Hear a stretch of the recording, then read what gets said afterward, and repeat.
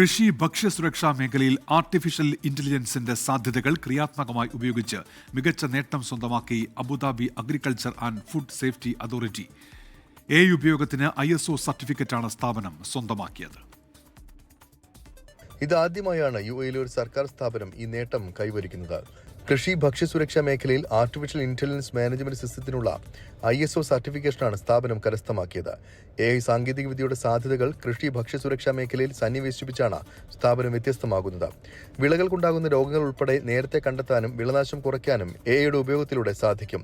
അതോടൊപ്പം AIയിലൂടെ പ്രവർത്തിക്കുന്ന സ്മാർട്ട് സ്പ്രേയറുകൾ ഉപയോഗിച്ച് ആവശ്യമുള്ളിടത്ത് മാത്രം കീടനാശിനികൾ പ്രയോഗിച്ച് രാസവസ്തുക്കളുടെ അമിത ഉപയോഗം കുറയ്ക്കാനും സാധിക്കും.